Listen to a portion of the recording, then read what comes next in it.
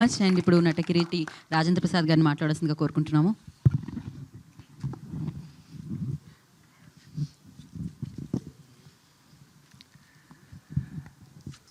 సభా సరస్వతికి నమస్కారం. నా ప్రాణానికి ప్రాణమైన తెలుగు ప్రేక్షక దేవుళ్ళందరికీ నమస్కరిస్తూ, సహకుటుంబానం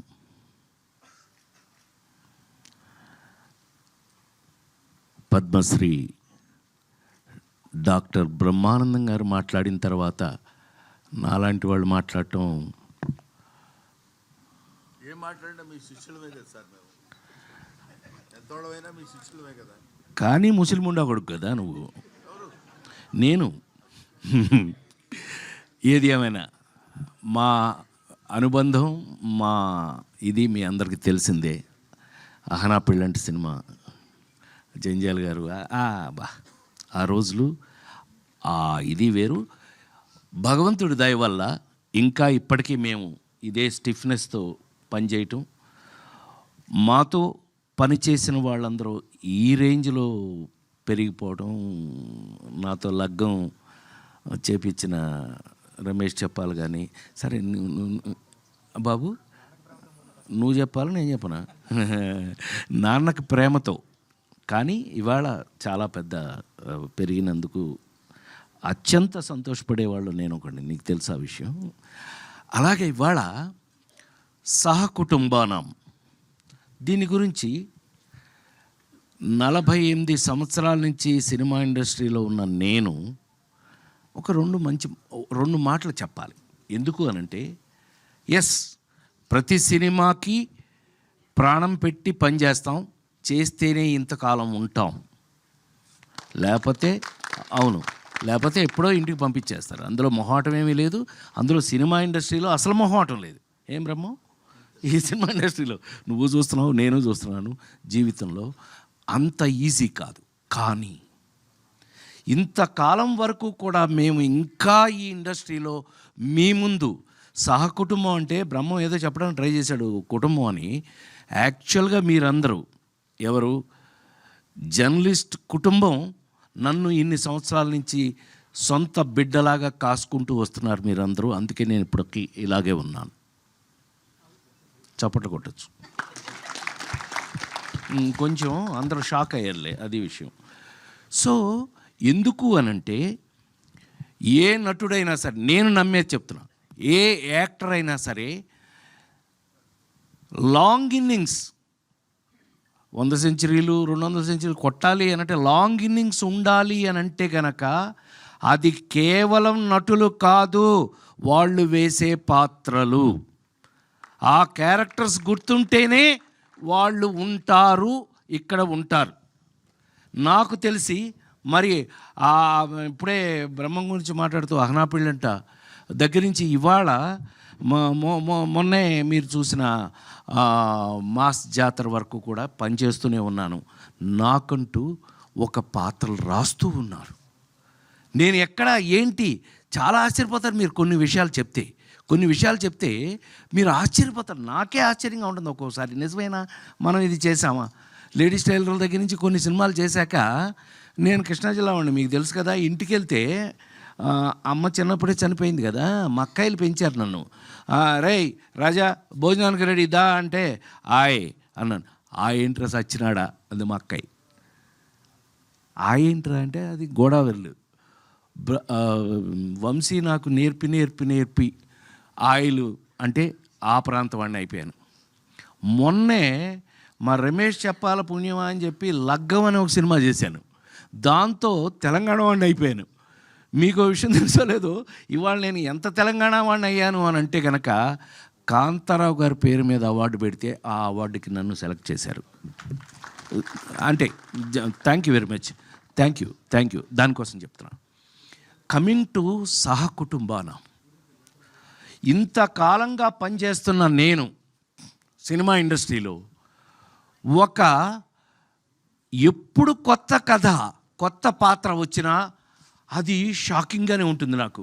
ఏం బ్రహ్మ, ఇప్పుడు నాకు అహనా పడేటప్పుడు నీకు అరగుండు కొట్టించింది నేను, నాకు గుర్తుండి అంటే జంజాల గారు నాకు అప్పచెప్పి నిన్ను నేను ఐ ఫీల్ ఆల్వేస్ ప్రౌడ్ అండి. తెలుగులో నాతో పనిచేసిన కమెడియన్స్ అందరూ కూడా they are all well educated అండి. ఈజ్ ఎ లెక్చరర్, మామూలుగా కాదండి. అహనా పెళ్ళంటే యాక్ట్ చేయడానికి వచ్చినప్పుడు ఈజ్ ఎ లెక్చరర్ అండి, మామూలుగా కాదండి. కాలేజీలో ఈజ్ ఎ లెవెల్. అదే చెప్తూ ఉంటే ఈ పాత్ర అది కాదులే అని చెప్పి బట్టలు దించి ఐ మీన్ కాకి లాగు వేయించాం, అది వేరే విషయం. కానీ ఆ పాత్ర అప్పటికి ఇప్పటికీ ఎప్పటికీ గుర్తుంటుంది. సో పాత్రలు, కథలు అలా తీసుకుంటే గనక సహకుటుంబానాం కథ 48 సంవత్సరాల్లో నేను ఇంతవరకు ఎప్పుడు వినలేదు, చేయలేదు. అంత మాత్రం నువ్వు వెంటనే కాలర్ ఎగరే అదేం అక్కర్లా. ఒక అద్భుతమైన కథ సింగిల్ లైన్లో చెప్పేస్తా. బోరు కొడుతున్నాను బ్రహ్మ, ఇంకొక 2 నిమిషాలు అంతే. సహకుటుంబానాం కథ. ఈ కథలో హీరో అనాథ. అనాథ ఏంటి, సహకుటుంబం ఏంటండి, ఏంటి అనుకుంటున్నారు కదా, అదే కథ. నేను ఫస్ట్ వినగానే నేను షేక్ హ్యాండ్ ఇచ్చి నేను చేయడం సంగతి దేవుడే ఎరుగురా బాబు, మంచి కథ, ఇంతకాలానికి ఒక మంచి కథ విన్నాను అని మనస్ఫూర్తిగా చెప్పాను ఇంట్లో. మనస్ఫూర్తిగా ఏం శర్మ, అవునా ఇంట్లో గుర్తుందిగా నీకు, వాడు మా శిష్యుడు. వీళ్ళిద్దరూ ఆ కథ చెప్పినప్పుడు ఒక అనాథకి సహకుటుంబం అయిపోయింది. మీరు చూడండి, నేను గుండెమే చేసి చెప్తున్నాను నేను ఇవాళ మీరు మీ ముందు. ఈ సినిమాని కొంచెం ఈ మధ్య భయం ఎక్కువ వేస్తుంది. ఏంటంటే బ్రహ్మం అంటే పెద్ద పెద్ద డైరెక్టర్లు ఉన్నారు కాబట్టి చెప్పచ్చు, సినిమా ఇంటికి వచ్చేసింది, థియేటర్ నుంచి ఇంటికి వచ్చేసింది సినిమా. సో ఎవరికాళ్ళే ఇంకో 4 రోజులు ఇంట్లో వేస్తారుగా అనే స్థితిలో సినిమా వచ్చేసిన పరిస్థితుల్లో ప్రపంచంలోనే మనకొక్కసారి కాదండి, మనకొక్కటి ఏదైంది, నేను ఓటీటీలో సినిమా ఫస్ట్ సేనాపతి చేసింది నేనే. చిరంజీవి కూతురే ప్రొడ్యూసరు, సుష్మిత ప్రొడ్యూసరు, తీసింది 50 నాన్ స్టాప్ డేస్ చూశారు. అది చెప్తున్నా. ఓకే, అడాప్టింగ్, మార్పులకి తగినట్టుగా ఉండబట్టే మేము ఇంతకాలం ఉన్నాం. మార్పులకి తగినట్టుగా అడ్జస్ట్ అవుతున్నాం కాబట్టే ఇండస్ట్రీలో ఇంకా కూడా భోజనం దొరుకుతుంది. అంటే ప్రామిస్గా ప్లీజ్ నన్ను నమ్మండి మీరు. నేను అలాగే నమ్మి ఇవాళకి కూడా షూటింగ్ దగ్గర నేను ఎలా పనిచేస్తానో అందరికీ తెలుసు. No complaints. అలాంటి పరిస్థితి లేదు అసలు. అలా ఉండకపోతే అసలు ప్రొఫెషన్లో ఉండను నేను. నాకు విశ్వవిఖ్యాత నట సార్వభౌమ నందమూరి తారక రామారావు గారి ఇంట్లో పుట్టి ఆయనతో పెరిగి ఆయన కనుసన్నల్లో తయారైన నేను మీ అందరికీ ఎప్పుడూ చెప్తుంటాను, నేను ప్రతి మనిషికి తల్లి, తండ్రి, గురువు, దైవం ఉంటారు. నన్ను కన్న తల్లి తండ్రిని వదిలేస్తే నా గురువు, దైవం 2 నందమూరి తారక రామారావు గారు. నన్ను తయారు చేశారు ఆయన, అలా తయారు చేశారు. ఇండస్ట్రీలో అలా ఉన్నాను, ఇప్పటికీ అలాగే ఉపయోగపడుతున్నానేమో అనే డౌట్ అప్పుడప్పుడు వస్తూ ఉంటుంది నాకు. నిజమేనా, మనం పనిచేసిన పని ఆయన దగ్గర నుంచి నేర్చుకుని, ఆయన ఎమ్మట పక్క నుండి నేర్చుకుని ఇవాళకి మనం పనికొస్తున్నామా అంటే సహకుటుంబానాం లాంటి సినిమాల్లో నాకు ఇచ్చిన పాత్ర, నేను అదే చెప్పానే, ఒక అనాథ, వాడికి కుటుంబం అంటే తల్లి, తండ్రి, అన్న, తమ్ముడు అన్నీ కలిపితేనే కదా కుటుంబం. ఈ సినిమాలో నేను తండ్రిని. ఎలా తండ్రిని అయ్యానో ఏంటి, అది కామెడీయా, సీరియసా? ఆ 4 సినిమాలు చూసిన మీ అందరూ మన రాజేంద్ర ప్రసాద్ గారు ఏదైనా చేసేస్తాడే, అలా కాదు, మా బ్రహ్మం చెప్పినట్టు అలా కాదు.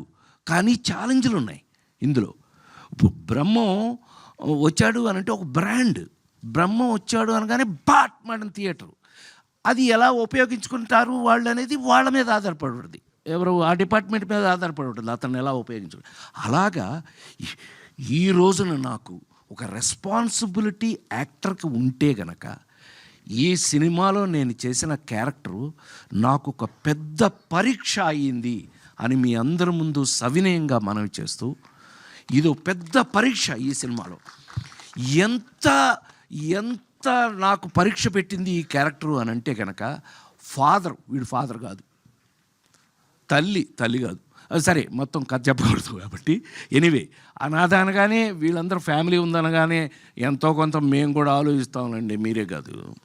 కానీ అది ఎంత ఇంట్రెస్టింగ్గా ఉంది అని అంటే కనుక ఒక మనిషికి కుటుంబం యొక్క అవసరం ఎంత ఉంటుంది,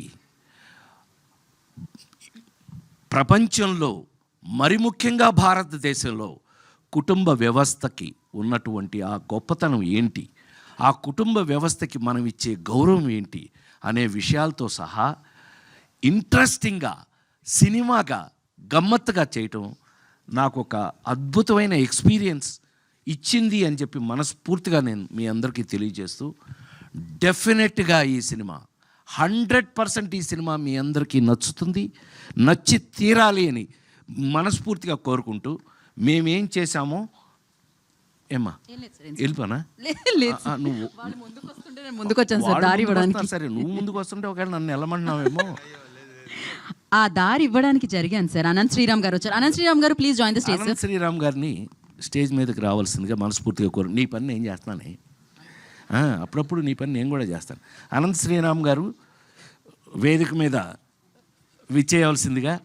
వీరు నాకు ఎంత ఇష్టం అంటే వీళ్ళ ఇంట్లో షూటింగ్ చేసిన వాడిని నేను.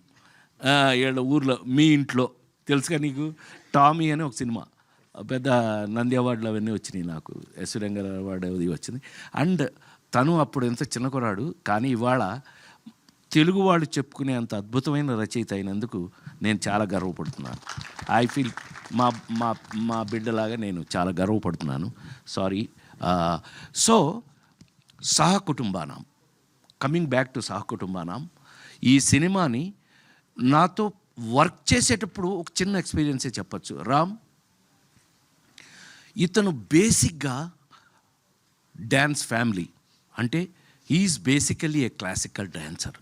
ఇతను ఆ శివుడు అది చేసి చూపించినప్పుడు ఓ మై గాడ్ అని మీ అందరికీ ఐడియా ఉంటుంది. బట్ నా తరఫున నటుడుగా చెప్పాలి అని అంటే కానీ మేము ఎట్లాగైతే ఫిల్మ్ ఇన్స్టిట్యూట్లో చదువుకుని నేను గోల్డ్ మెడల్ తీసుకుని నేను ఆథెంటిక్ యాక్టర్ని ఎలా అని మా బ్రహ్మం చెప్పాడో, అట్లాగే డ్యాన్సర్గా ఆ ఎక్స్ప్రెషన్స్ అది కానీ ఈ సినిమాలో పాటలు అవి చేయటం చాలా మామూలు అయిపోయింది అతను. కానీ మిగతావి నాకు సంతోషం కలిగించిన విషయం ఏంటంటే బ్రహ్మం వర్క్ చేసేటప్పుడు తను వచ్చి సార్ ఇక్కడ ఎలా చేయాలో మీరు పిచ్చోడా నన్ను అడుగుతామండి, నాకు తెలియదు, డైరెక్టర్ గారిని అడగమన్నా, డైరెక్టర్ గారే చెప్పారండి మిమ్మల్ని అడగమని అన్నాడు అని. డైరెక్టర్ గారు నన్ను అడగమన్నారు అని చెప్పారంటే అంటే ఇది ఎందుకు చెప్పొచ్చాను అంటే దయచేసి క్షమించండి అది చెప్పినందుకు. నేను ఎందుకు ఇది చెప్పాను అని అంటే అంత ఇంట్రెస్ట్గా తెలుసుకుని నేర్చుకుని, ఎందుకనంటే సైకలాజికల్ క్యారెక్టర్ మీ అందరికీ తెలుసు. నేను ఏ లేడీస్ టైలర్ దగ్గర నుంచి ఏ ఆనాలుగురు దగ్గర నుంచి ఏ వరకు వెళ్ళానో నేర్చుకుంటూ ఉన్నానో, ఇంకా నేర్చుకుంటున్నానో మీ అందరికీ తెలుసు.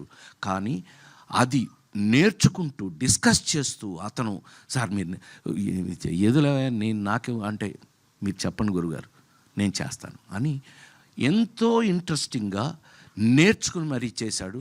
I wish you all the best. God bless you. డెఫినెట్గా నువ్వు ఈ వర్క్ చేసిన విధానానికి 100% ఇది నీకు ఉపయోగపడుతుంది. ఎందుకంటే మేమందరం, నేను చెప్పాను కదా ఇందాక, మహానుభావులు అయిన వారి పక్కన నిలబడి చేయగట్టుకుని నేను నందమూరి తారక రామారావు దగ్గర నుంచి మీ అందరికీ తెలుసు ఆయన ఏ రేంజ్ యాక్టర్ ప్రపంచంలో అని అంటే కనుక రాముడు చేయటం ఈజీ, రావణాసురుడు చేయటం కష్టం. సారీ బ్రహ్మ, ఇంకొక 2 నిమిషాలు తీసుకుంటా.